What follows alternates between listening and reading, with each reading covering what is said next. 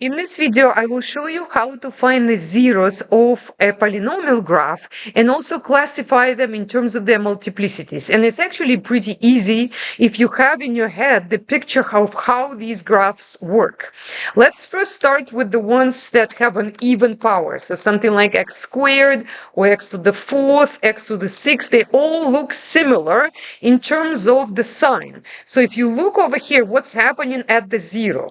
Right? This is the zero. Here, the graph goes down to zero and then it picks right back up. So it starts at a plus and it ends up at the plus. There is no sign change. Always think if it's even, it's the same on both sides. So plus, plus, or possibly if there is like a negative coefficient in the front, then it's minus, minus. But there is no sign change. And the graph, what we call, touches the axis or bounces off of the axis. It doesn't cross it. Now, what happens if it's something like a line? So something like, for example, 3x. So we definitely see that this, by the way, is power 1. It's the same as 3x to the power 1. This, it looks like it crosses. So when it's odd, it's going to change sign. If you look closer over here, what is happening? Here, it's negative, right? Because it's over here, this is negative. But then once it reaches the zero, it's going to become positive over here. So what that means is the graph is going to cross the x-axis, and it crosses as a line. And if we see that kind of behavior locally, the degree is going to be 1. Okay? Finally, if you have something like x cubed or x to the 5 or x to the 7, okay? So these should be odd powers. When they are odd, but they're not 1, they're like 3, 5, 7, and so on. This is where the graph also crosses the axis, and it's not going to cross like a line. It has like this sort of wavy thing, right? That's 3, 5, 7 multiplicity, something like that, okay? But it definitely changes sign from minus to plus, so it is going to cross the axis. Okay, so with that said, let's see if we can pick up what's going to happen for each of the zeros that I see here.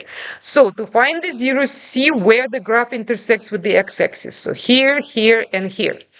And we are told that the degree of this polynomial is 6. What that means is you cannot have the total multiplicity of all the roots cannot exceed 6. It would be 6 or less. Now, this one right here crosses, and definitely crosses like a line. So this is going to be multiplicity 1. What about this one? This looks like one of those x cubed, right? So this is going to be like 3, 5, 7, etc. This one bounces off or touches the axis. So this could be 2, 4, 6, and so on.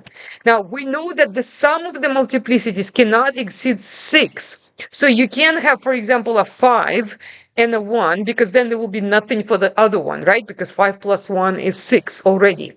So I think what's going to happen is if we just take 1 here, 3 here, and 2 here, that's going to add up to 6. And then we'll basically be done. So let's see, negative 5, and then we have 0, and then we have 5.